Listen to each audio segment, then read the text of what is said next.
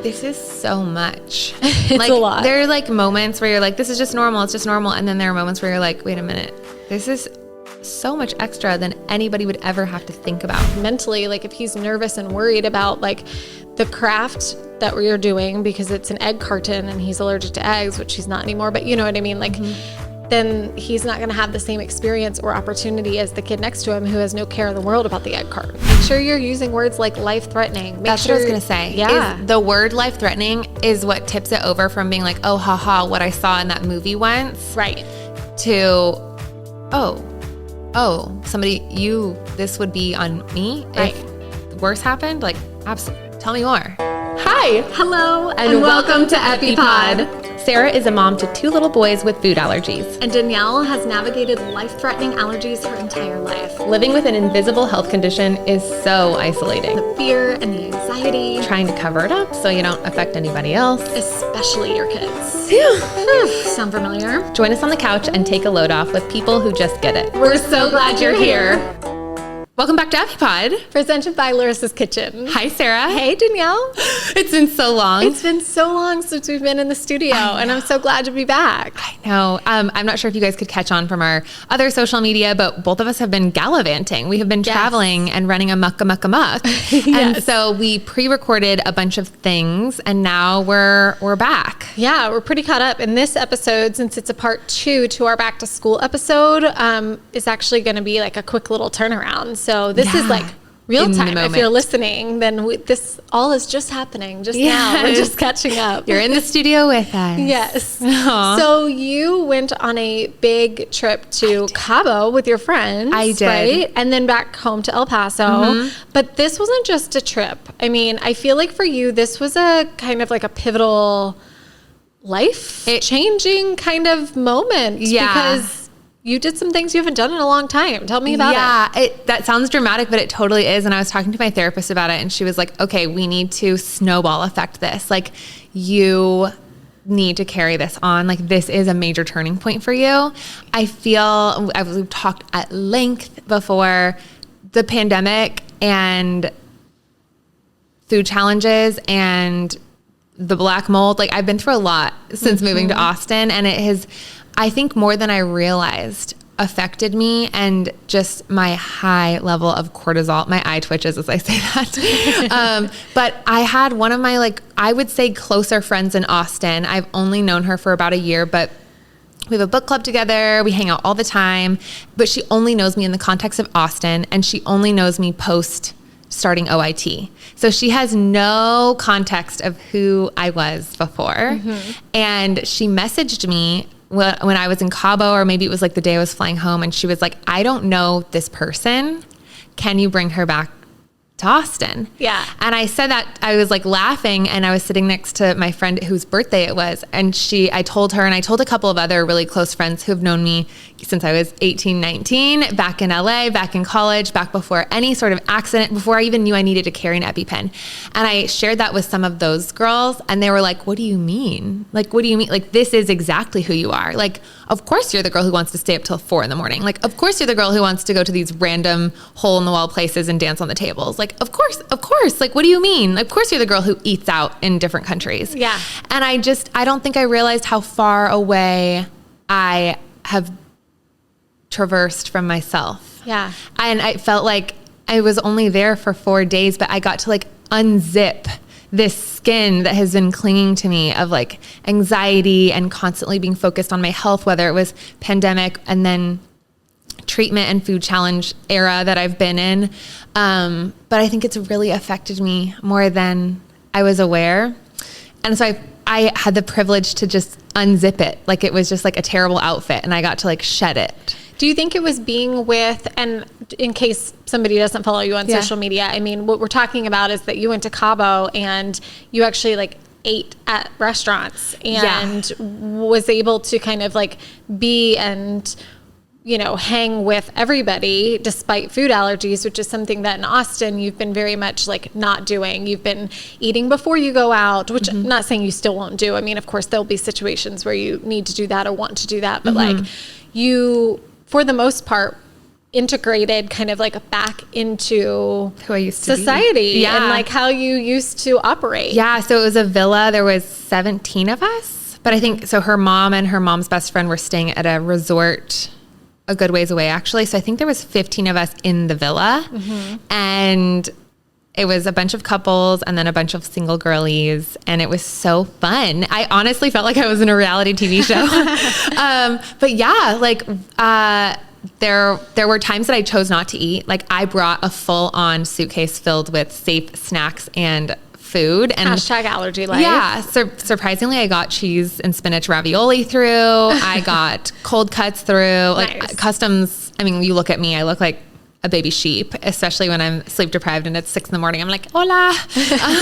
So they didn't even check my bags. I don't know if we can do an episode on like how to travel internationally. I think that's a good idea. I did do some of the things that I've always done before this, I don't even know what to call it. Era makes it sound fun because it's Taylor Swift coded, because this is not fun at all. But yeah, my mom has this saying that she always told me growing up, and I think she was referring to more like weed. Like pot. Yeah. Okay. But, or like, you can just imagine teenage things. Okay. Where she was talking about, this is so graphic. Like, why would you tell a child this? But I digress. A toad. Like, you imagine like a frog and like a boiling pot of water on a stove. Yeah. And if you throw the toad in the boiling pot of water, it like, holy cow, and it leaps right out. But if you put the toad in a really nice little pot with a lily pad and then you slowly heat it up to boiling point, it will boil to death. And she's like, don't be the frog that just gets so used to it that it doesn't even know that it's being boiled alive. Like, don't hang around these people and it feels like a little strange but normal, and then more normal and totally normal, and then before you know it, like, you've derailed. Right. And I feel like I never related to that because I've always been 35 years old. Like, as a kindergartner, I was a 35-year-old woman. Yeah. So I was like, you have no worries about this frog, Mom.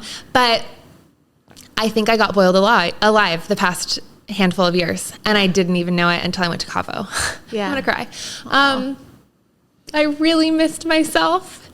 It feels like I like visited my best friend from camp, and like I haven't seen her all year. And I was like, oh my gosh, there you are. It was so needed. I thought I was through crying about this, but apparently not. I bring it out in you, I guess. Yeah. EpiPod does. Yeah. But they're good tears. Yeah, totally. Okay, I'm just going to collect myself for a second. Yeah, okay, the good parts. It was all good. Like, we went to this really fancy resort, and it was like farm to table, and I had what everybody else was eating, and they accommodated. I was scared about doing family style. Like, I don't know what they've eaten. Like, everybody's forks are in their mouths, and then they're in the food. So I told the waiter, like, is there any way you could just like bring my plate like already done? And like, I don't know what dragon sauce is. Can you put no dragon sauce on there? Like, all of their like fancy menu things. But I was eating everything that everybody else was. Like, I was on the catamaran. Like, honestly, a wine helps. But like, talked to the boat guy, and I told him, and he understood. And I don't know if he understood the gravity of it, but he was like, oh, we have no nuts on here. Like, don't worry. And there was this one point where we like jump off of the boat, and we like swam ashore to this really beautiful little cove. Yeah. And it was so funny. His name was Sergio. He like comes on a little like stand-up paddleboard with a cooler, and he's making everybody like literally palomas and margaritas. Nice. Like, as we're in the water. And I'm like, who's manning the boat? Hope the anchor's down. Yeah. And I don't like hard alcohol. Like, it just doesn't make me feel good. I'm not a beer person either. So I'm only a wine person. And he like popped the wine out, and he was like, I brought the wine. Aww. And like, I feel like Austin, Danielle would be like, oh, no, thank you. Like, that's okay. Because in my head, I'm like, what was in that cooler before? Like, did he use the clean Solo cups, or like, maybe those are like, what if he was eating a snack and then he touched the Solo cup, and I'm on a boat, and my EpiPen is on the boat, but now I'm on this cove. Like, I would have spun out. Yeah. Granted, this is after a couple glasses of wine, but I was like, whatever. And I like shotgunned a glass of white wine and like went snorkeling. Like, it was so nice to be who I have been my whole life. Yeah. With an allergy, not who I have been the past 4 years with an allergy. Yeah. Yeah. That's so exciting. I'm so happy for you and so proud that you took that step, because I mean, you could have stayed right where you have been, you know, like that was a possibility.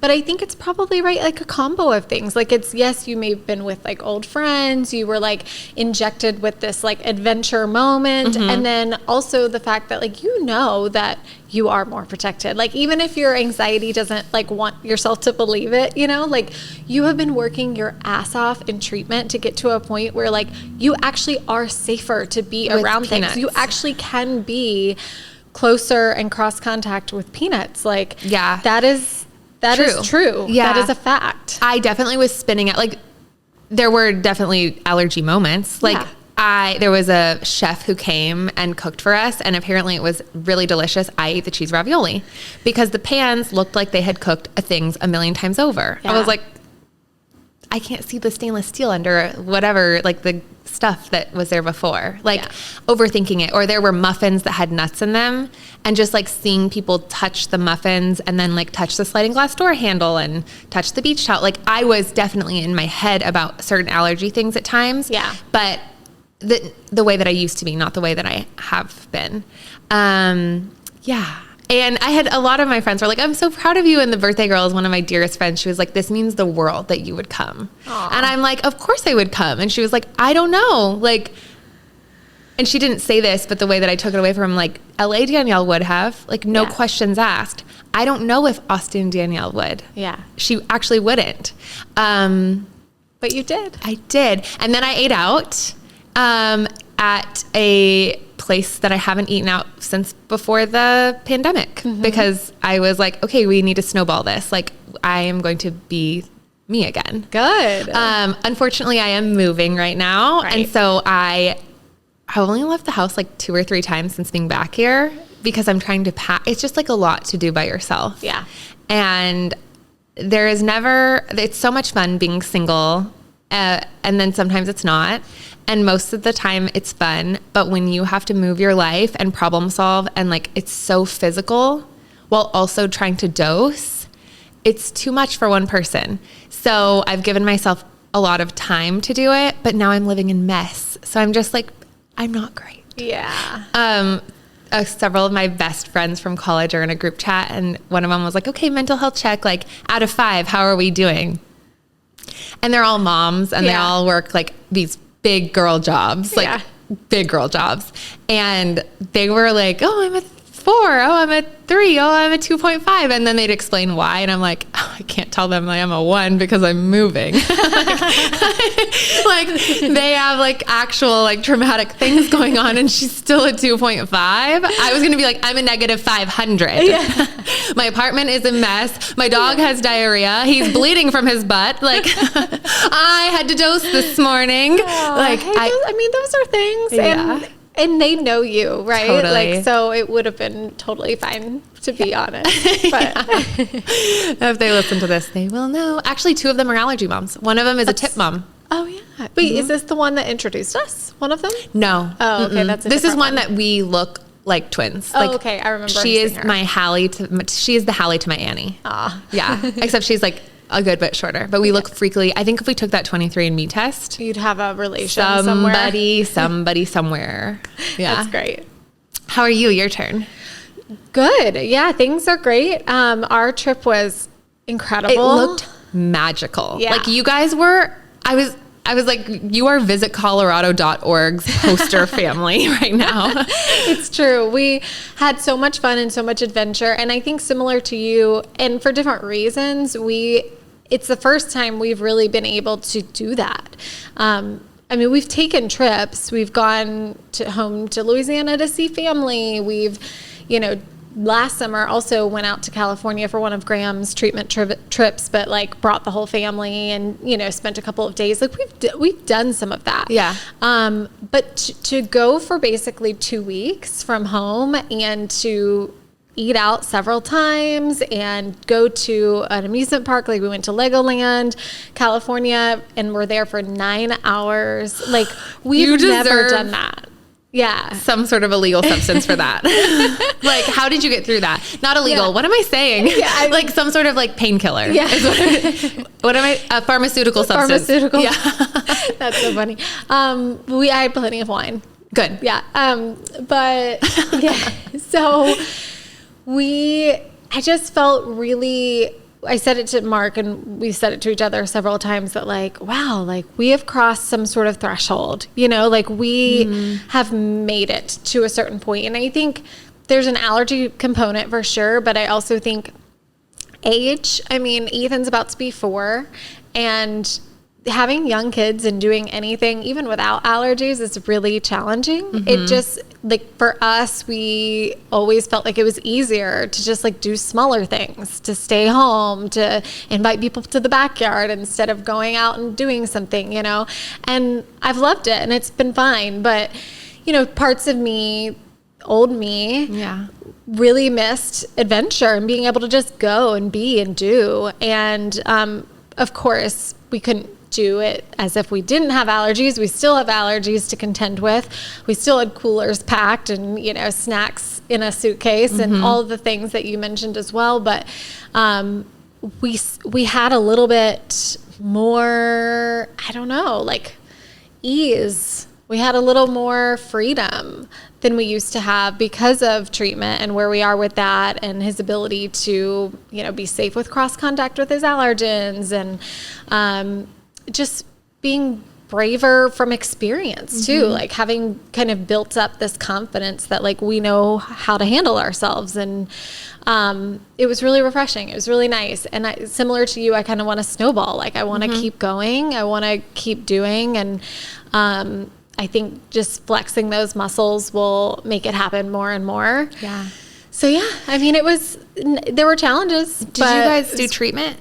Yeah. While you were there? We did. Yeah. Okay. So, I mean, really in our program, you can skip 2 days and like change nothing, is kind of their protocol. Like we don't have to back down unless it's been longer than 2 days, because they say that the body, remembers enough in that short time frame.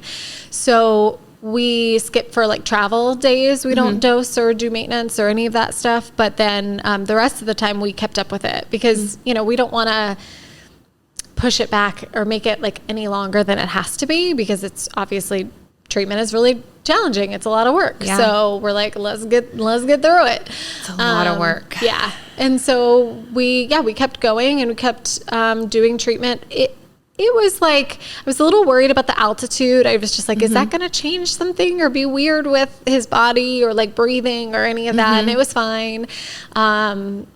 And he did fine. I mean, we kind of had to be more flexible with ourselves in terms of like, okay, he might do it a little later and then we may have to stay up a little later, but we're like, whatever, we're on vacation. Whatever, we're in Colorado.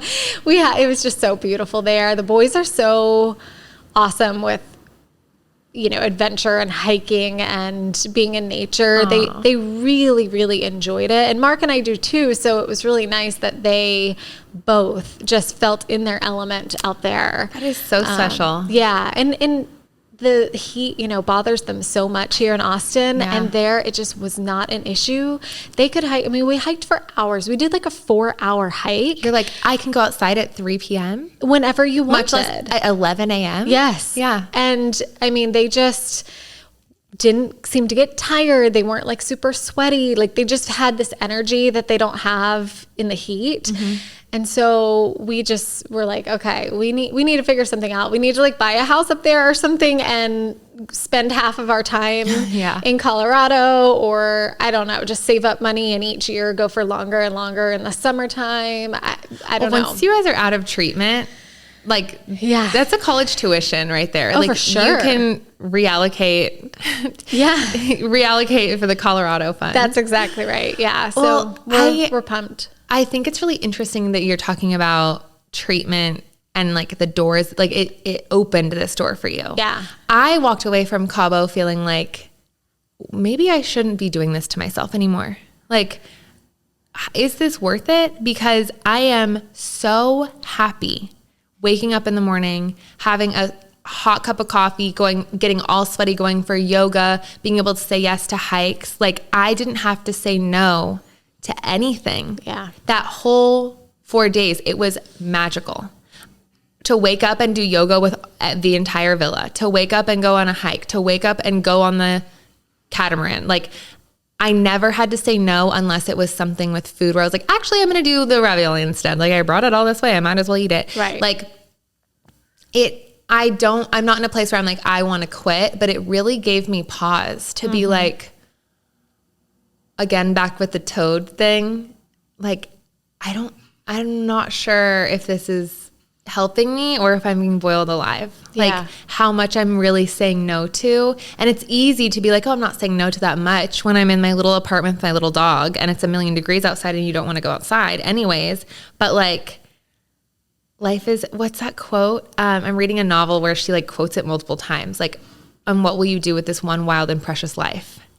And I'm like, for the past 1.5 years, I have sat inside and white knuckled. Yeah. Like, I will say though, there were a couple times we went to like a bar where people got like a bunch of appetizers for the table and I didn't eat because there was a lot of mole on the menu, where I was like, you're fine. Like, what's the worst that could happen? Like, the residue's on your water glass, like, and you're fine. Like, you're fine with a lot more than residue. Like, I was going to say, even the worst thing that could happen was you accidentally take a bite of something that was the mole, and even then you probably wouldn't react. Yeah. And I think because I was in a different country and because it was only a 4-day trip. Yeah. I wouldn't have taken a chance in another country. Well, my doctor was like, don't dose. Like, why? Just enjoy Mexico. Yeah. But it gave me pause for sure to be like, whoa. There were a lot of contributing factors as to why I felt like myself again. But I think not starting the day and the whole half of the day being eaten into pretty much and having no stress. My stress was, I was like, oh no, I forgot my lipstick at the villa, you know?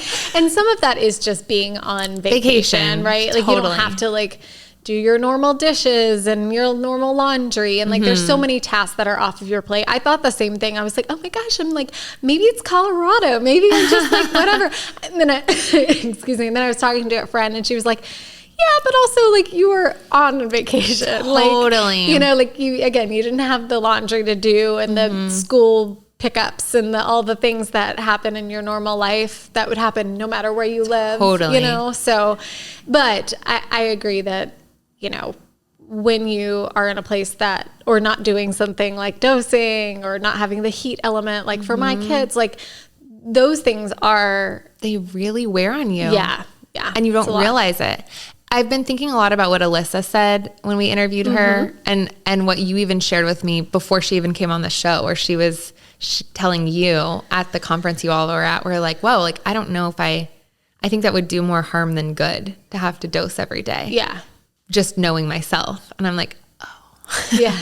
I never asked myself that question before doing it. I was just like, an opportunity.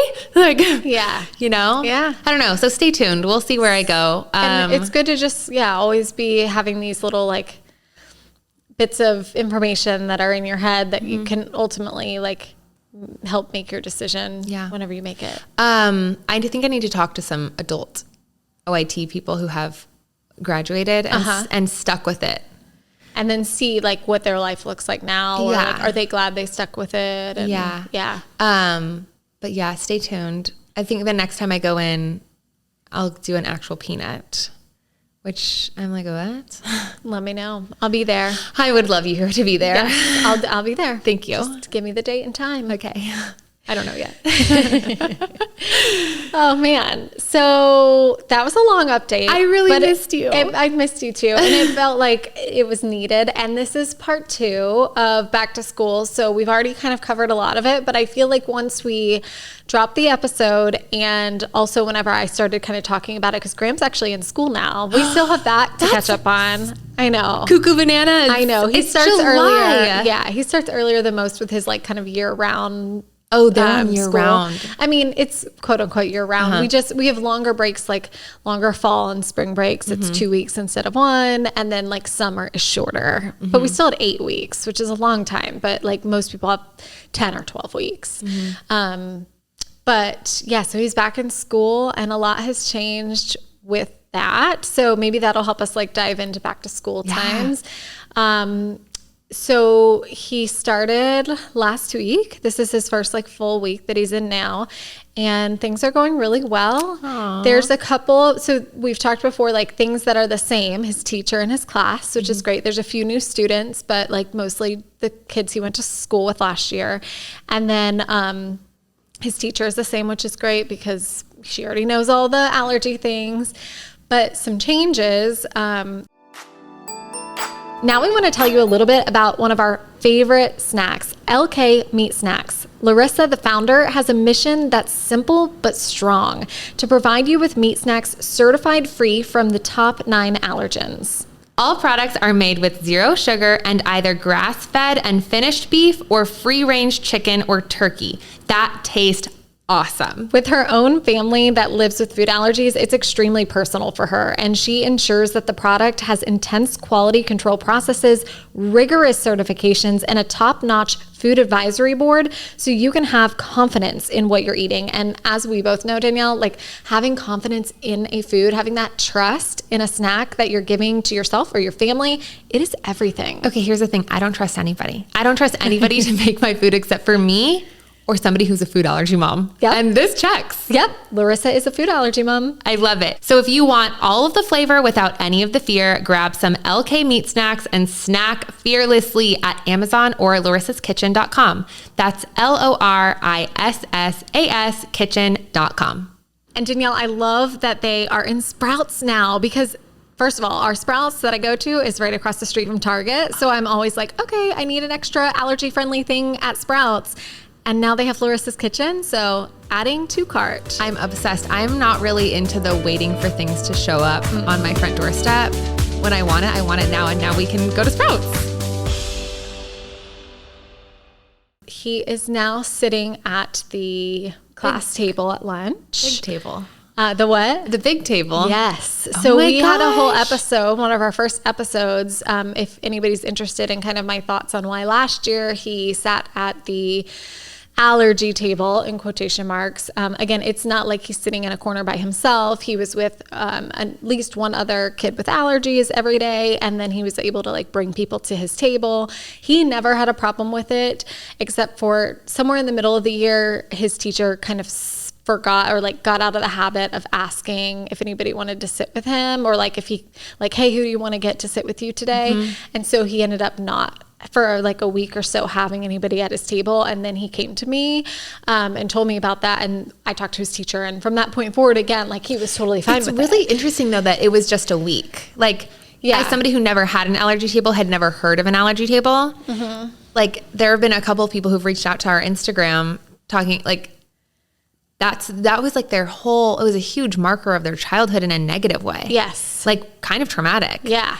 And it's really interesting that in just a week, yeah, he brought it to you. Yeah. It's like, this is hard. Like this hurts. And I try really hard. One of my biggest like goals as his mom, especially as a little boy, I feel like other generations of men have felt like they can't say when they're sad or speak out about when they're having any kind of feelings and emotion, Totally. right? And it's because it's like a man, you got to be strong and don't cry. Yeah, all that. Don't be a girl. Yeah, that bullshit, really. Such bullshit. Yes.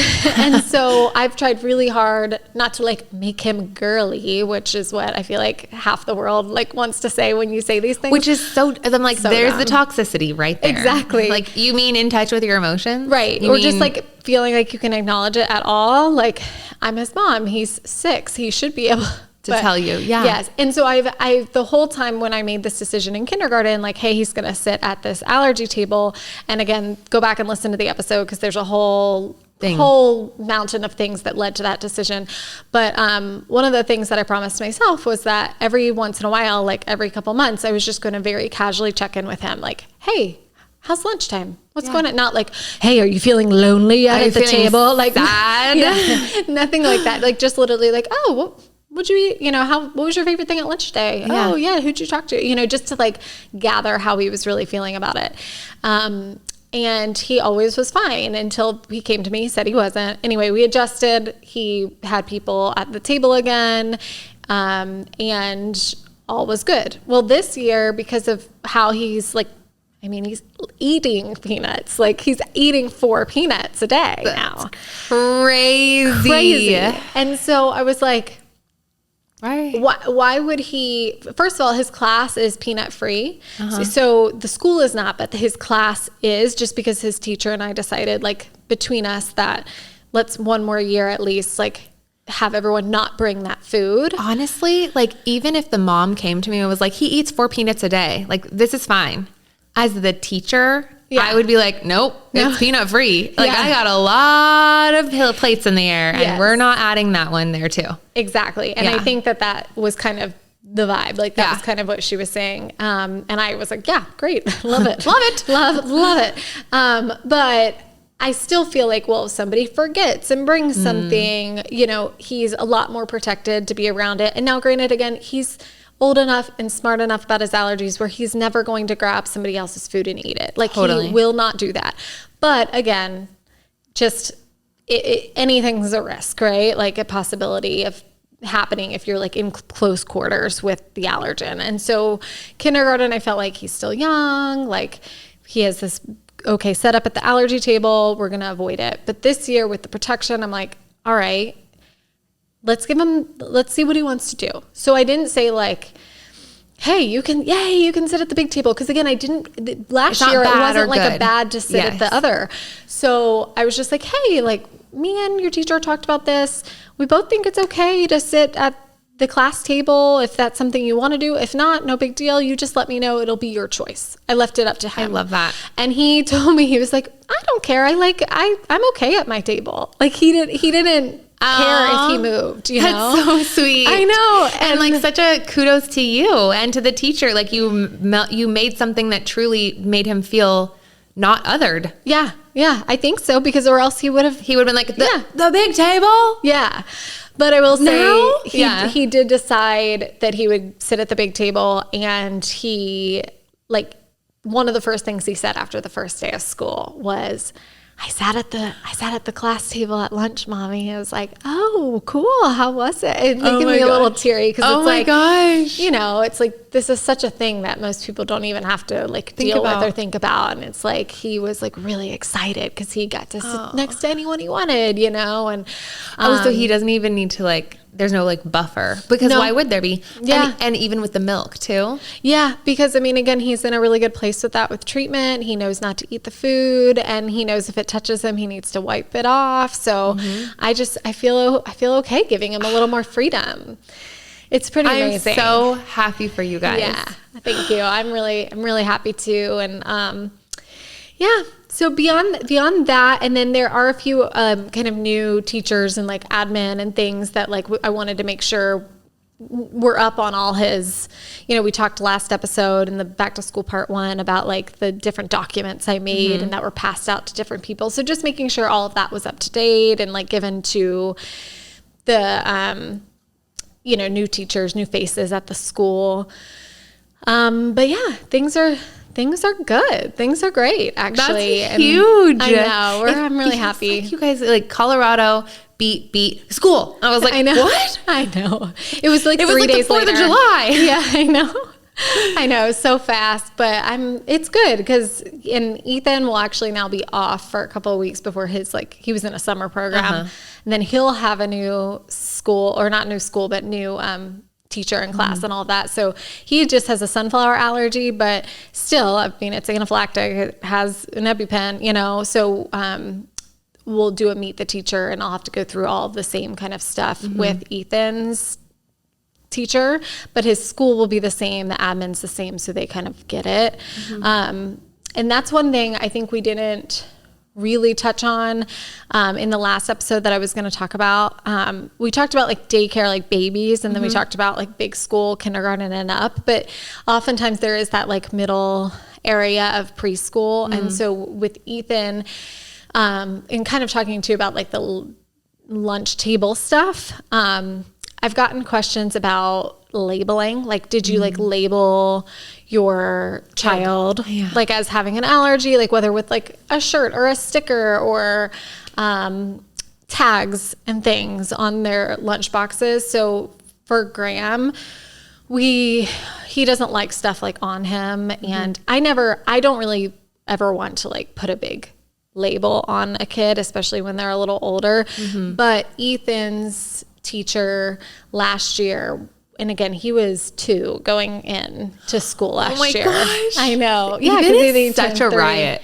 He is the ultimate riot. He needs a reality TV show. He does. Like the world of Ethan. He is his own little person, like his own personality, beats to his own drum, but is also like the sweetest, cuddliest. Aww. Like, yeah, it's just, whenever he's a trip. I think about Ethan, I think of that monster video where he was like, like, I need to find that to get out. Or like the one time that I was over and they weren't asleep already, he like runs up and like gives me a bug. And I was like, it's so nice to meet you. So nice to meet you. Can you take this back? Yeah.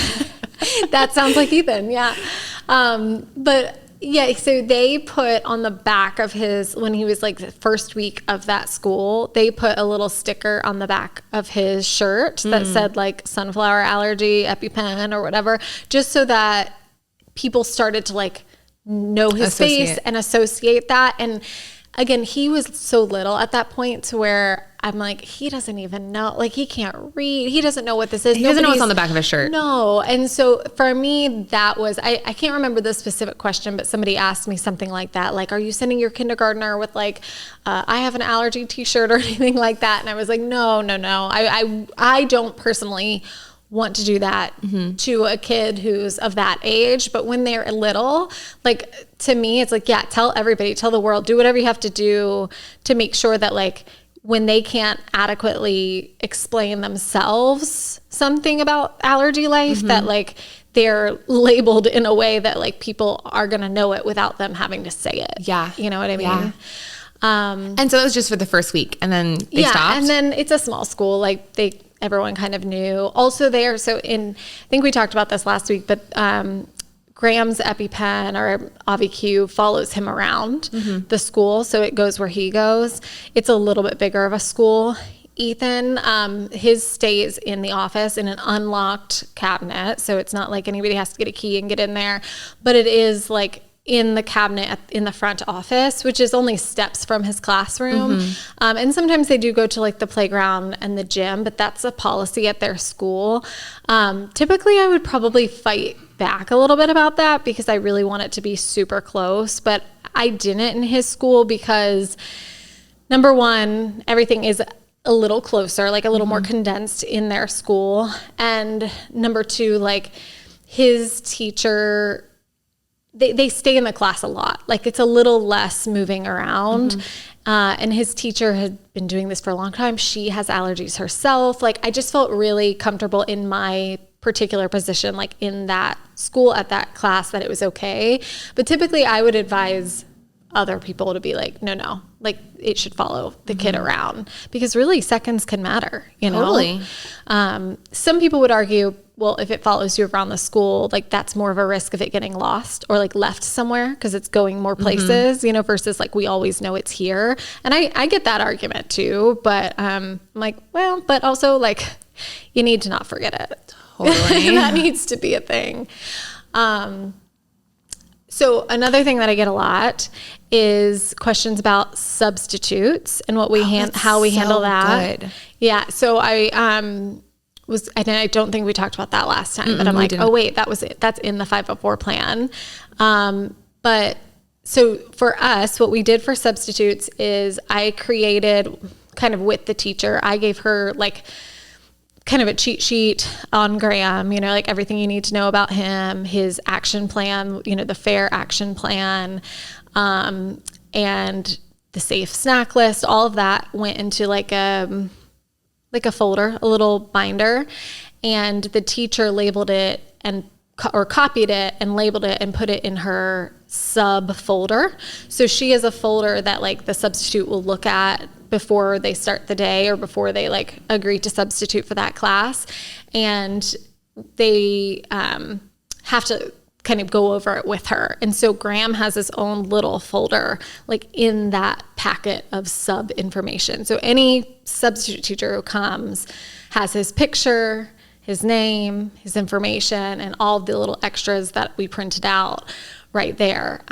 So that would be, I guess, my first piece of advice is make sure that there's something in the 504 plan stating that like a substitute has to be trained and understand your child and their allergies, and then also have like actual documents that live in there. I think every teacher has like, again, like a folder, a handout, something for the sub, to kind of know all the rules of the classroom and stuff like that. So just like make your child a part of that folder. So when there is a sub, do you know, or it's just like a surprise and you hear about it at the end of the day? That's another good question. Yeah.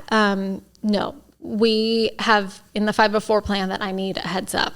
So obviously if she's sick and like that morning, whatever, thankfully we have a good relationship. She probably would text me. I don't think that happened last year, and tell me, but most times she knows when she's going to be out of town. Like when we met at the beginning of the school year and we did, like a training and stuff with the AVQs, which we can talk about, but, she like opened her calendar and was like, okay, I'm going to be out these days. And she's like, you want me to text you the days? And I'm like, sure. Just so I can put them on my calendar and like know in advance that morning, like, okay, just maybe have your phone like a little louder, or like, just in case. Would you go like into the school and introduce you to the sub, to introduce yourself? Like, hi, I'm Sarah. This is the one. This is the handout.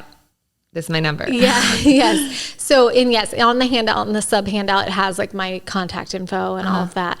But yes, I did do that last year with one or two of the subs. I actually had enough time in like my schedule and theirs to sit down with them and kind of not only hand them the information, but also talk to them about the information. This is so much. It's like, a lot. There are like moments where you're like, this is just normal. It's just normal. And then there are moments where you're like, wait a minute, this is so much extra than anybody would ever have to think about. Yeah. Unless they live this life. Yeah. Like big kudos to you and all the other food allergy moms. Just like thinking of all these little things, like it's crazy. And then for in two different schools with two different policies, this is a lot. I know. It's a lot and it weighs on you. Totally. Yeah. And then you have to like pretend like it doesn't, you know, yeah, you're like, my day's great. yeah, totally. But yeah, so I don't think I did that for every sub just because there were times when I couldn't make it work. And also I started to gain confidence in the teacher that she was really going to like lay down the law with the sub and be like, these are the rules, these are the things, you know. But I did always make sure that they had my number and that I had the sub's number. Good. Yeah, because my brain goes a million different directions. It's like a firework. It's like, a sub. What did they bring? Did they know it was a peanut-free classroom before they walked in with whatever they ate? Yes. Like, do they know they need to wash their hands after? Like, they went to the teacher's lounge or there was something like there's so many different ways this could go awry. It's so true. And I mean, obviously you can't ensure that all of those things don't happen. All you can do is like ask and tell and inform. But I feel like the kind of the paperwork and having all of that, and just like if you're listening, like just hearing this now, like make notes, right? And like be like, okay, this needs to go in the plan. This needs to be something I message them about, because you're not going to remember everything, but you can try your best and then kind of live and learn from there. But definitely like having advance notice that the sub is coming, making sure that you have their number and they have yours, and then making sure that like your kid's information is a part of the sub packet that they get when they come in to be a substitute teacher are probably like my top tips for that. And it seems like it's worked. Okay. We talked a lot about like, this is a lot for you. This is a lot for the teacher. I know that you've mentioned some things in the past where you're like, you need to keep the teacher happy. Like, yeah. What does that look like? Or like, what do you have? I know we talked a little bit about it last week, but yeah. So I love when a teacher gives me like their favorite things list. Like it's like what's your favorite color? What's your favorite snack? What's your favorite restaurant? What's your favorite place to shop? Where would you love a gift card to? You know, what's your favorite type of wine? Yes. I know on the drinks one, she put Pinot Noir and I'm like, oh, yes, my kind of teacher. I love you. But last year she didn't. And then when I met with her, she's like, I didn't know if I should put it this year, but I really do like to get some bottles of wine. I'm like, girl, put it. I love that. And so that's like so cute. Looking at that, and it does not have to be a lot. Like I feel like some people, you know, might be thinking or hearing whether I put it on social media or talk on this, like, well, I can't, like every time I go to the school, I can't like pay for a bottle of wine and bring her a bottle of wine. First of all, no one's expecting that. Second of all, none of it is necessary. You don't have to bring anything or give anything at any time. Nobody's expecting that. But for me, I feel like she is having to do some extra work and extra things for my child. Again, he's not a burden. He deserves those things to be done for him. But if I have the means to do anything from write a thank you note, a handwritten thank you note. I've done that many a time. That's what I was thinking. Like, it doesn't even need to be a thing. No. And if it is a thing, like she put like sparkling water. I'm like, okay, so you're going up to the school for even something else. Like grab one of your LaCroix in the refrigerator and be like, hey, I'm here for something. Here's drop this off. So like I did little things like that. It wasn't always like a packaged thing that I'm like, here you go. It's teacher appreciation. Here's this $50 gift card to Marshalls. No. Like truly like $10. Like I actually one time last year went and got like $10 gift cards. Mm-hmm. And this wasn't just for the teacher. It was for like other things that pop up to Target. And I'm like, yeah, $10 is like not a lot for a gift card, but it's like you get 10 of them. That's $100, right? That I've spent. And then like anything that comes up in life that you're like, oh, I should just like say thank you to this person, or somebody's having a bad day, let me like give them a little like pick me up, or the teacher did something that was super nice or sent me a bunch of texts about this or caught something, allergy wise, then like next time I'm there, I'll be like, I just wanted to say thank you. That meant thank you the world. So much. Yeah. And it's like, again, $10 isn't a lot, but it's a little like happy that she can buy for herself, Bringing or her like one, like, it's almost like a good friend. Yes. Like I was drinking a sparkling water, so I brought you one too. Or like I stopped at a coffee shop and I know that this is what you usually get. Like yes. They may not drink it, but it's so thoughtful. Yeah. Saying that, I'm like, but I hate it when people do that for me. Because allergies. You have allergies, yes, right? But there are like certain people where I'm like, I trust you. I know that you, in a nice way, like threatened people with their lives about the seriousness of this. Right. But yeah, if they don't have allergies, like just like, and I got you one too, goes so far. I agree. Yeah. And I think that it just is one of those things that like you're building this relationship with the teacher, right? You want to let them know that you're grateful and thankful for all of the like extra love and safety measures that they're taking and doing to keep your child safe. And so, I mean, even if it's just saying thank you or that handwritten note, it's something to start developing this relationship and just the approach to like how you talk to them or ask them questions, or when something happens that like maybe didn't go as planned, like how you handle that is huge in making sure that you're just like building the relationship rather than being like an annoyance or like degrading the relationship by like making them feel like they're under a microscope. Yeah, totally. I was obsessed with the lemon thing that you showed on your Instagram. The lemon thing? The lemon and the AviQ. Oh, yes, yeah. I have never done that. Oh, wow. We should do that next time. Oh my gosh, we should. I have so many expired Me EpiPens, too. like from like 2020, 2021. Like I've never done that. I've used the trainer. Yes. But I thought that was so cool. And I thought it was so interesting that the feedback that you got from teachers, not only educators, but nurses being like, I've never had the opportunity to do something like this. Yeah. Can you talk a little bit more about that? Yes. So I did this last year and I wanted to do it again this year because, again, like that muscle memory, right? Like after a long time, you're going to forget. Even just using the trainer that comes with the AviQs, that's great because you're practicing the like, okay, wait, it does take a little bit more effort than I thought to pull that cap off, those sort of things. But then the actual like injection into a piece of fruit. So we got like, I brought an old piece of fruit and expired EpiPens of like multiple years. I don't use the one that's just last year because they actually say that EpiPens are usually good for like 2 years. So I'm like, well, that's a good backup to keep like the last year's AviQ. But the ones that are 2 years plus, which I thankfully have a lot of them that I haven't had to use.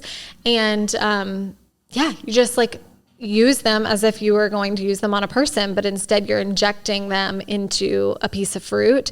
And there is like a pressure, like it is a different feel when I do it. Yeah, my doctor told me that. Like when I first started OIT, we practiced with the trainer after my first appointment. And I was like, to be honest, I've never really practiced with the trainer. Like maybe once when I first got prescribed, but he was like, it will feel a little different. Like if you need to use this, it does feel a little different. Yeah. And I was like how? I need to bring in like a grapefruit Yeah. And my old, okay, we'll do that. We'll on do air it next time. Yes, because it does feel different, and you can hear if you go to my social media and like watch. Well, I think I put it in the stories, like the real like audio from when it happened. But like you can hear the teacher. She goes, "Wow, whoa." Like, you know, like because she didn't expect for it to feel the way it felt, which again is like, you don't want the first time that she's using it in real life to when you need it. Like for her to be like alarmed or like, oh, you know, like you want her to be like, yep, I remember this is how it feels. This is like how it's supposed to feel. So she really thought, and I really think it's like an invaluable thing to do, that it can help you feel more comfortable whenever you need to use it for real. And just, like get an idea for like, this is the power of this device, because I mean, it's not like it's crazy. It's not like you shoot a gun and it like cocks back and hits you in the shoulder, you know, like, like that. It's not quite like that, but like it definitely feels different. Yeah. I can't even whiten my teeth without reading the instructions 5 times. Like again, anxiety girly, but like, this is a big, like, it is invaluable. Yeah. And so you did that with the nurse too? Yeah. So she was in the meeting too. Okay. And so they both kind of thanked me, like, this was really helpful. Oh, nice. Also, side note about the nurse. So I didn't realize this because she and I hadn't really like sat down together more than like when I talked to her the first time before the start of last year, until this time. We had talked, but not just like sit down. And she was like, hey, I wanted to actually say thank you, because after we talked last time, it rang some bells in my head, like the things that I had written in his little notes about like, okay, if something touches him or if he eats like, you know, something cross contact wise, like here are the things that could happen. Like when I was kind of going through like the nitty gritty details, she was like, some things just like stuck out to me. I was like, wait a second, like for my kid, he like gets really red after he eats this, or like, cause I think I talked to him about like oral allergy syndrome and like just some of the other things too. And again, she's a nurse. Like she went to school. She has a nursing degree. And but even my sister, who's a pediatric nurse practitioner, will tell you like, you don't like only people who specialize in allergy truly understand allergy. They might understand how the human body works. They might understand what happens when you're having anaphylaxis, but they're not understanding allergies. Like they don't understand how eating a certain food can lead to this, or how to introduce foods, or like, they don't know those details. You know what I mean? And she's like, to be honest, I used to think you like use the EpiPen only if you're like turning blue and like can't breathe and stuff. And I'm like, yeah, no. And like, she's like, and I also noticed some of these things in my kid that like seemed off, and he just never seemed like he wanted to eat certain things. And she's like, it just made me think like something's going on here. Well, then she said not long after that, he ate like a banana or something and had full blown like full body hives. Wow. And she immediately knew like, oh gosh, this is definitely an allergy thing, because our conversation was still kind of ringing in her brain. Wow. And then she took him to the allergist, and he has like several allergies, I think to like bananas, cashews, sesame, like something like that. And has a prescription for epinephrine now and all of that. So now like the nurse is an allergy mom, which I would never wish on anyone, of course, but it is one of those things that you're like, okay, now she's dived into this community beyond just her nursing degree and really understands allergy, because her own son's life depends on it. And so it was a little bit of like first of all, I'm so glad she figured it out and nothing bad happened to her kid. Totally. Second of all, I'm glad that like there's somebody with that really firsthand knowledge at the school. That's so crazy. But it just goes to show like talking about it's really important. Like spreading awareness and like sometimes, again, we talked about this last time, you think that you're possibly going to be a burden or like, you know, putting all this on somebody else and you feel really bad. But like oftentimes it leads to good things. Talking about it is so important. I'll shout her out. All You Can't Eat on Instagram, a recent follow. And we just have like seeing her life. She has like an allergy page and then she has her normal page. And I'm like, I really needed somebody who I could see myself in, because a lot of these allergy accounts, I don't follow them and I don't see myself in them. They're like, they're just not me. They're not for me. They're not the way I think. They're not the way that I identify. They're not my taste. But this girl lives in LA. she's in PR. She loves to travel. Yeah. I would love to raid her closet. Like if we could closet swap, like she's a girl in college who are like, we're going to be great roommates. Yeah. I don't know her, but we're going to be great roommates. Like she's going to be my friend.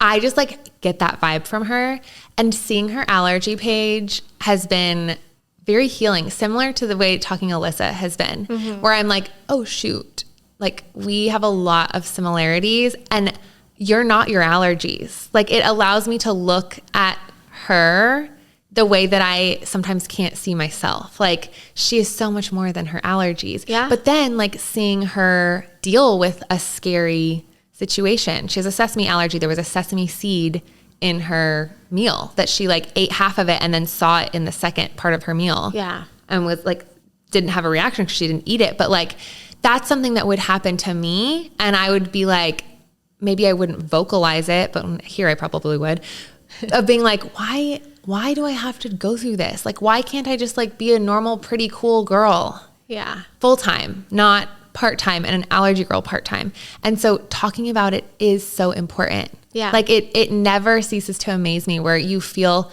so alone or so just like nobody else has to deal with this. Nobody else has to understand. Nobody else has to dive into this. Yeah.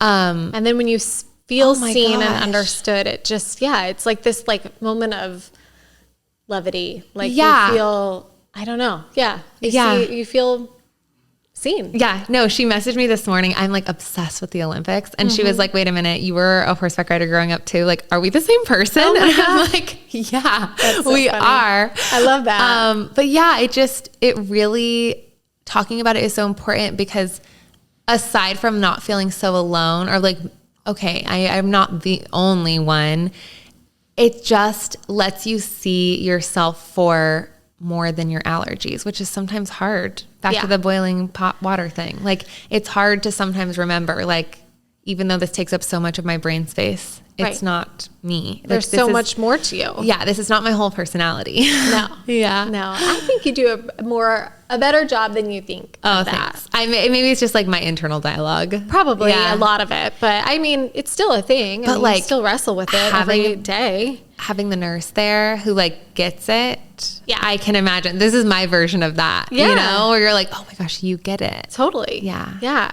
One last thing that I remember coming up is, and I also got an email from my doctor's office, my allergist about the forms and them being signed by doctors. Can you talk a little bit about that? Yeah. So, all schools probably, but definitely public schools need a allergy action plan that is signed by a doctor for them to be able to keep the medication, like a medication form usually, and then a fair action plan on top of that. So 2 things that need to be signed by the doctor.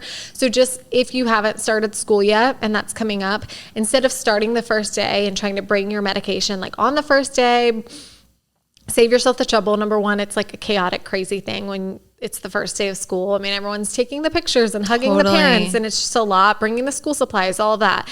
And so you want one last thing. So I would say try to do everything beforehand, like before the start of school, including getting your doctor to sign those forms, and they can take a while. So like send them in to email you the doctor's office and say, hey, I need my updated fair action plan signed, and make sure you request from the school any kind of like medication. Usually when you're enrolling for the kindergarten or the first year that you're at that school, they're going to ask you like, do you have any medical needs that require medication at the school? And then you would get that from them. But if not, request it.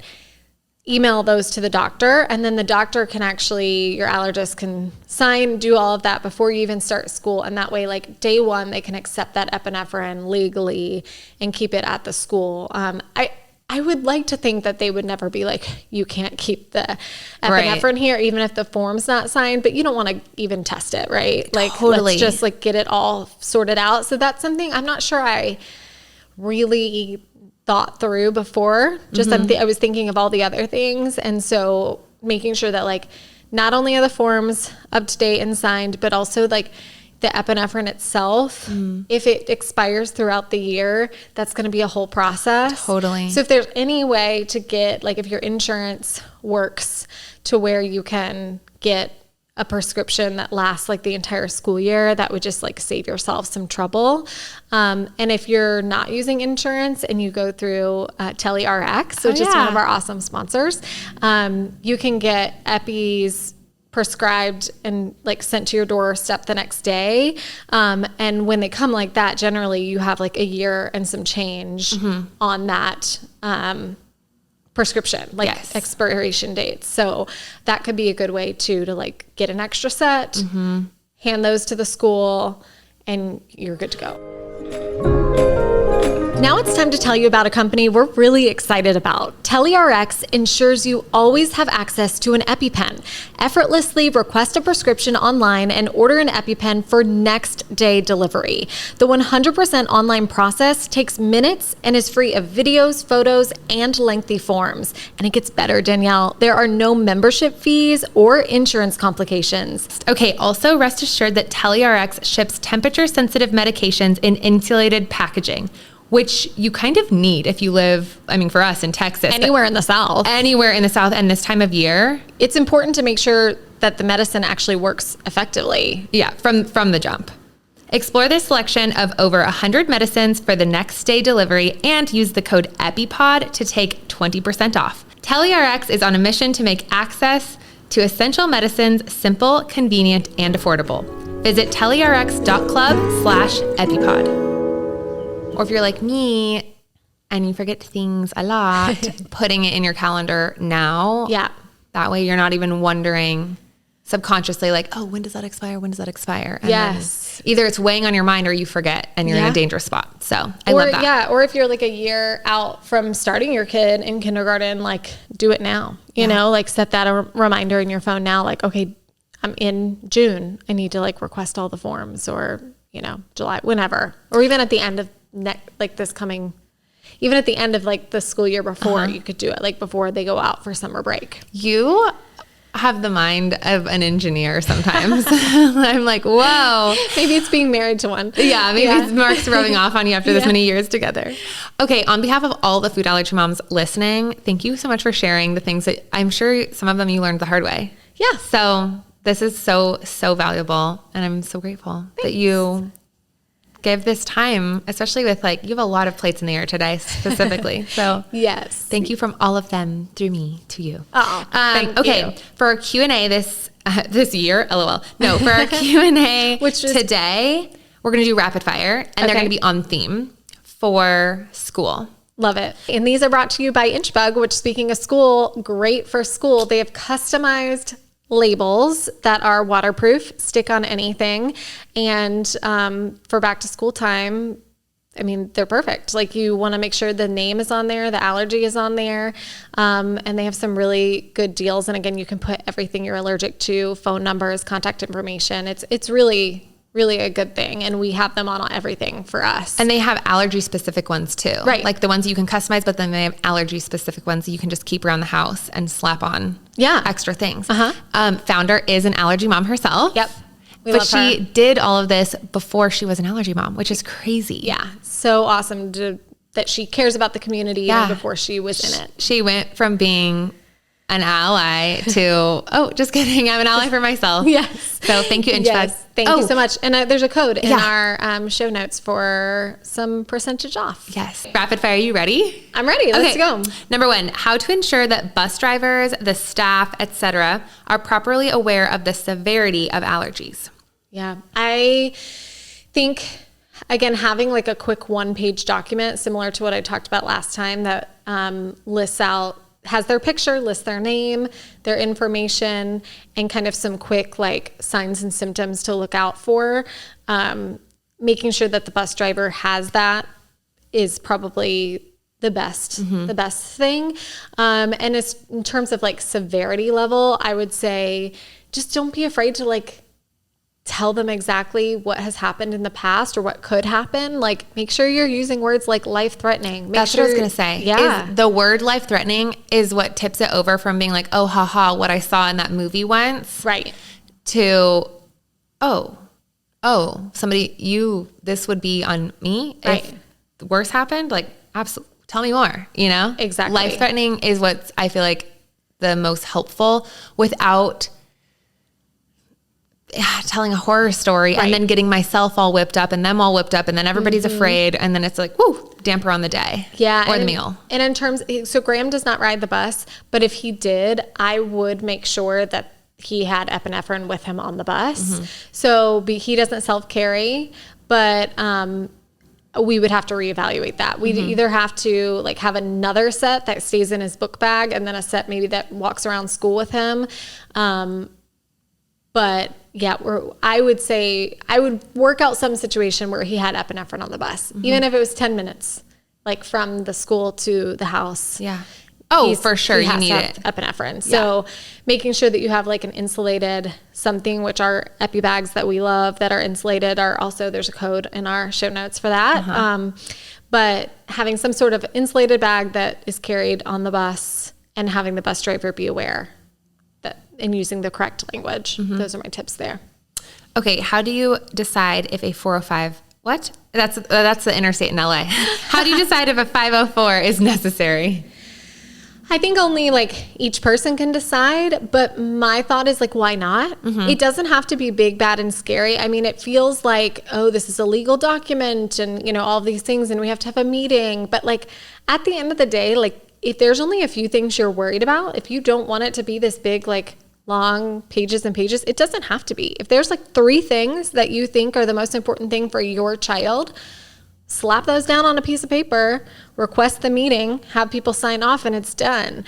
And again, everybody's personal preference. If you really, really think that like the teacher and the school have got it all figured out and you can just have a kind of verbal conversation and your kid is good and safe, like no judgment, great. Like I think that's fantastic.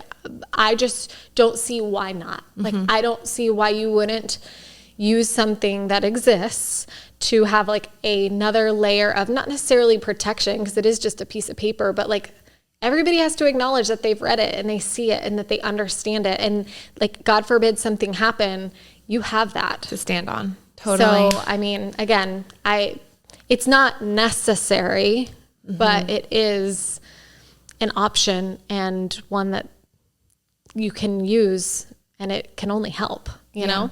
Totally. Okay. In the same vein, did you need a lawyer to write the 504 or is it something that we can do ourselves? You can do it yourself. Love it. Yeah. I wouldn't hire a lawyer at all. It's not a legal document in that way that it has all the like, and therefore, and section 5, you know, like it doesn't, sometimes it is if they have their own kind of format, but it really doesn't have to be. Like it can be as simple as a Word document listing things out. And then again, they might like copy and paste into their kind of more formal school document that they use, or they may not. They might just like attach your document and say like, this is his 504, which is kind of what they did. Graham also has a IEP, individual IHP health plan, something like that, which is, if he didn't have a 504 plan, that's what they would use. He just has both. Yeah. And you can Google these terms and stuff too, for more information. But again, like it's just you explaining what your child needs to be able to learn in the classroom without any kind of like barriers. So for him, the barrier would be like, he can't do a normal activity like eating safely unless these things are in place. Like he can't, the craft that is, he can't learn safely, and safely meaning not just his like physical body, but like mentally, like if he's nervous and worried about like the craft that we're doing because it's an egg carton and he's allergic to eggs, which he's not anymore, but you know what I mean? Like then he's not going to have the same experience or opportunity as the kid next to him who has no care in the world about the egg carton. The way that I would have never clocked an egg carton. And they use them all the time. Oh, I'm sure. Yeah. I'm sure recycling free. If you gave me a peanut box, I'd be like, I'm calling out sick. Good night. I'll see you next year in 2nd grade. And when you think about it, it's like that these kids, like some of them are probably carefree, but others may not be. And like you're asking them to just, I mean, stuff it down. Yeah. Some people have described it like, do you think the kids in class would feel safe if there was like a ticking bomb in the class with them? Like they might be a little nervous and not study and like learn as well. That's such a perfect way to describe it. That's how I explain eating out. Yeah. Or like, you know how much I hate Chick-fil-A. how they're like, oh, but we're allergy friendly. Like, we don't have peanuts. And I'm like, yes, you do. And they're like, oh, but we removed the protein from the oil. And I'm like, really? So if you gave me coffee creamer at the coffee shop and it said arsenic creamer, but we've removed the rat poison, the protein of the rat poison, you're going to be great. I'd be like, I'll take it black. No, thanks. Yeah. It's like, what? Yeah. I mean, and some people are okay with that. Totally. Like are fine with it, but like, I can totally see and understand why you wouldn't be. That's how I feel. Yeah.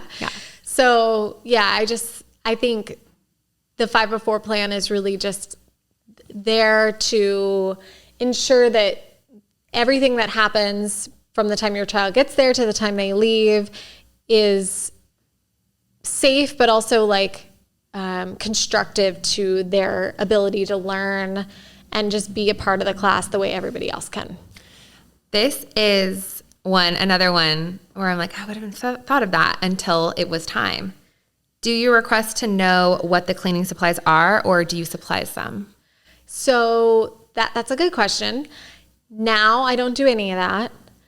When he went to, when he was like 3 in a pre-K program, I didn't ask about the cleaning. So I don't think I like specifically was like, here's cleaning supplies, because we had never run into any issues. Now that said, I do know people that like I've become friends with that I follow that their kid has reacted to like a cleaning supply. So in that sense, like I would, or the same person, their child has a coconut allergy, and like coconut is in tons of like soaps and things. And so they bring their own soap like everywhere they go. And with Ethan, I mean, sunflower seeds, is oil, but like he hasn't really reacted to oil, so I haven't worried about it. So him, I haven't ever done that with. With Graham, he was less about like allergies, worrying about anaphylaxis, but his skin, he went through a phase where it was just so sensitive to any kind of like harsh perfumes or like, heavy detergents and things. And so for one of his years when he was kind of going through like a flare moment and whatever was happening in his body, I did bring our own labeled like Graham soap, like a pumper bottle that I got on Amazon or wherever, and filled it with our safe soap and brought it to school. Again, this was like a smaller, like 8 people in his class, like 5 classrooms. This is like the like perfect like sanctuary that you were talking about last time. Yes. And so I think that would be harder to do in kindergarten, but it could be totally done. I think my advice to that person would be, that might be one of the things that I would suggest letting go, like not worrying about and not quote unquote bothering the school with. You're not a bother. If you have to do it, it's no problem at all. But if your child has not reacted, like if you have lived your life and gone about the world, washing your hands in public restrooms and, sitting at tables that were cleaned with who knows what, and not had a problem, I would probably not worry about it. And like less so for the school's problem. You know me, I'm sour, you're sweet. We're the Sour Patch Kids. Yeah. I'm like, I'll be a bother all day long. But more like, don't bother your mind, and you're already shouldering so much. Yeah. If it's allowed to be something, even a feather would make a difference in what you have to carry every day. Yeah. I feel that way a lot. And I'll ask my doctor, Dr. Silvers, often, like something specific. I've asked him about cleaning things in the past, and it's very similar to what you said. He was like, you've never had a problem. Yeah. You are allergic to peanuts and tree nuts. That would be so rare to be in a cleaning product. And if it was, you're not eating it. I'm still not concerned. Everybody is different, but this is his advice to me specifically. Like, I, as your doctor, am not concerned if something is on your skin. If you're going to get a reaction that I don't think would be life-threatening, like you would wash it with something else, like take that off. Take that off your worry plate. Yeah. Like I've asked him that about like cleaning supplies or like contact reactions, just like, something being on a surface. Yeah. It's like you've gone your whole life with things being on the surface. Yeah. It's true. Yeah. Okay. I have one last one for you. Okay. And there's like several in this that would live all on the same plate, but a lot of moms talking about anxiety and like how to manage their own anxiety. But here's one specifically that I feel like recaps them all. I have overwhelming anxiety about sending my child off to pre-K for the first time ever. So I think just this like the kid's not having the anxiety, you've taken the steps, or you will be taking the steps, like you've done all that you can do, but you are still overwhelmed with anxiety. Has that ever happened with you? Yeah. I mean, we've talked before about how, like, I certainly have anxiety, and lately I feel like, you know, on our mental health episode, I kind of shared that, like, I think I'm still on the hunt, which I haven't done for a therapist. I know. But I overall am not like an overly anxious person, like day to day, even when it comes to the allergy things. Like, I have my moments, but I'm not generally overwhelmed by it, like constantly all day.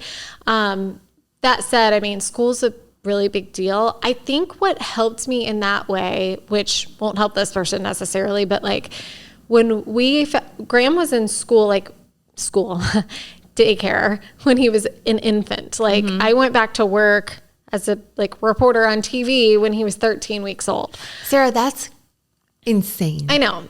And it haunts me to this day. Like not haunting way, just like that your body, you were able to go from that to like zip it up in 13 weeks and like be full on Sarah television. On television again. Like that's crazy. It's crazy that the United States expects that of women in yeah. general. Yeah. It's absolutely absurd. But it happened. I did Neither here nor there.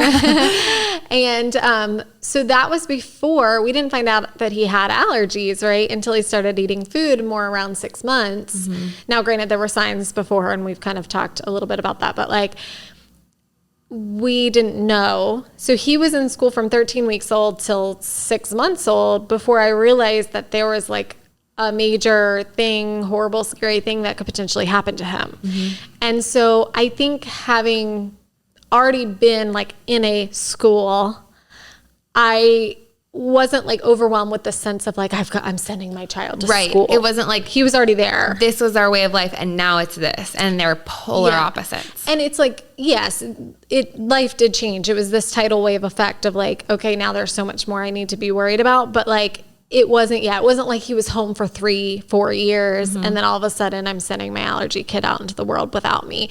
That said, it's still like going to kindergarten is still a huge new thing because like, again, it's a bigger school. It's like, you know, more kids and more factors all around you all the time. It's, you know, traveling to different like PE and music and whatever with all these different teachers. Like there are so many new things. And I did have lots of like shower cries and nervousness about it. But I think what I did to combat that more than anything else was to like go ham on the prep, like on the getting myself ready and prepared and getting the teachers ready and prepared and putting together all these like forms and documents and just getting like so uber organized to where I was like, I am as strong as I can be. Like my kid is as ready as he can be. My like ducks are as in a row as they can be. And just then having to accept that like I've done everything I can. Yeah. And kind of just jump in like head first. And once you, I'm sure, get into a role with it, like every year there have been new hurdles, but now, like you were saying with Colorado, like maybe it's a lot of it was experience, but it's like we can handle these. Yep. Your confidence has been built. So like pre-K may feel really scary right now, but by 3rd grade, it's not going to be so scary anymore. And maybe, you know, I don't know where people are in their journeys with school right now, but like I have talked to people who they didn't plan to send their kid to school or they were nervous to send their kid to school, like kindergarten wise or daycare wise, like they kept him home because of allergies. But I talked to one lady who said that she actually decided to send her kid to a like part day, like a half day, a couple days a week program before school, not just to get them ready and like in the zone of, okay, what is going to a school or what is leaving my mom and dad for the first time, but also to like kind of practice herself with like the anxieties around allergies and the paperwork that needs to be done and like all of those things. So like baby stepping your way there instead of like going from 0 to 100, like nothing to kindergarten. Like if you still have time, like if you have young babies, like maybe consider like a little Mother's Day Out program, like these kind of smaller, more controlled environments first. And that way you're feeling a little bit better by the time kindergarten comes around. If it's a possibility for your family, of course. Like, that's not always possible. And I've, like, from the adult allergy kid who had been through it all, like, I've said this before, like, if I had an allergy child, I don't know if I would be able to do anything except for homeschool. Like, I would be a saran wrap parent. But I know from being the kid who was not saran wrapped, sometimes to a fault, I still get confidence and lean on who I was in school growing up. Right. And how you were able to take care of yourself. Exactly. How I learned, again, sometimes the hard way, unfortunately, but like I will still, as a 32-year-old, will like touch peanut oil, like not touch peanut oil, but like somebody has been eating something. Sure. I don't realize they've been eating something, and then we're like, I touch their hand or whatever. They're like, oh my gosh, I just had a PB&J. 32-year-old Danielle still thinks back to second grade Danielle and how she learned the lesson. Like, it's not going to be a big deal if you go wash your hands. Like, don't touch your eyes. Remember how bad that went. Yeah. So I really think, I guess, to the moms who are feeling like the overwhelming amount of anxiety, just find comfort in knowing that your food allergy child, yes, you're going to get confidence from these years of experience and taking the baby steps and whatever, but it is so important that your child gets that same opportunity to learn what that's like to do from baby steps from grade school into high school. And by the time they go to college or are living on their own, like, you have really well prepared them, and they're going to have so much confidence in themselves to take good care of themselves. So yeah, I don't know if that's helpful for an anxiety portion, but for my brain, it's like, if you give me a reason, like, this is really hard and I'm going through it because my college age child needs this from kindergarten itself. Like, I think that that's helpful to just have more clear, like, there's a purpose, not just like I'm drowning for no reason. Right. No, totally. Yeah. That's really helpful. And it makes me feel better. Yeah. Knowing that, like, even when I feel like I've protected him, like, all that I can, like, he's still going to have to navigate things on his own. And that experience is only going to, like, help build him and help him build confidence to handle things in the real world as he gets older. And like, this is the last note that I'll say. I know I've said that now a few times, but you already have, like, the proof is in the pudding. You already have the proof. You already have the pudding. Like, in your Instagram earlier this week, you showed Ethan and he spotted a peanut shell in your backyard. And that's not even your peanut allergic child. Like, you have done such a good job that 4-year-old monster is recognizing this could be a possible issue for my brother. I'm going to go get my mom. I'm going to show her. Then we're going to wash our hands. Like, you've already done such a good job. Like, they're going to be such experts. Yeah, they already are. Yeah. I think, practice just helps in every way, shape, and form. So yeah, the more kind of things that they've experienced, the more times you've said little things, in, again, not a big scary way, just in a, this is the way it is. This is what we're going to do. Like, it does help them. And I was so proud of Ethan. I was so proud of him too. He was, like, concerned, cause sometimes, like, we have had to, I mean, they're brothers and they fight. And so, like, not too long ago, at one point, Ethan, like, picked a bunch of grass. Like, we were on, like, a mountain bike ride, and he, like, or a hike, and he, like, picked up a bunch of grass and, like, threw it at Graham. Oh, no. But, like, in, like, a I'm messing with my brother way, he wasn't thinking of, like, Graham is really allergic to, like, basically all grasses. Oh, no. And he does get, like, itchy and sneezy if that's, like, in his face, And I was like, Ethan, no, like, buddy, he's allergic to that. And, like, he couldn't connect because he thinks allergies like food. And so, like, he's 3, like, this is so much for his little brain to understand. He was 4. He'll be 4 in September. Oh my gosh, he's 3? Yeah. He's so funny. I know. I think he plays up in age a little bit because he has an older brother. Right. But yeah, like, so there's all those little learning moments where you can, like, sit down, you can tell him in the moment, but then also, like, sit down and talk to him later about stuff like that. And yeah, it helps them protect each other, protect themselves. And it's all, we're just doing the best we can. Is with environmental things, is that something that you would ever do, like, slit for Graham? Or is that, like, eventually going to fade? Like, have they he does do slit. Oh, for environmental? Uh-huh. Oh my gosh. Yeah. And actually that's a story for another day, but we learned some things because we didn't even talk about Graham's last appointment in this episode. Gosh. So we'll save that maybe for next time. Yeah. And maybe do like more of a treatment update for him. But Yeah, because I'll have the treatment update. He'll have the big, yes. We have so much. Yes, because there is some stuff I found out about his environmental things that was kind of disappointing. So that'll be a teaser for next time. Okay, well, we're going to turn off the cameras now because we both got to go, but I want to know what the disappointing was now. I can't wait till next time. I won't make you wait, Danielle. Okay. Okay. Well, I hope that part 2 was equally as helpful. Good luck to all the moms out there and dads who are figuring this out. And also if there's any like college age kids who are going and figuring that out, I mean, that's a lot to do on your own. Yeah. So good luck. Good luck. And you guys are doing so great. Thank you. She's our cheerleader. You're our mom cheerleader. I am. Yeah. I am. You're the cheerleader for the moms. Yes. Yes. All right. Well, thanks for joining us and we'll see you next week. See you next Tuesday.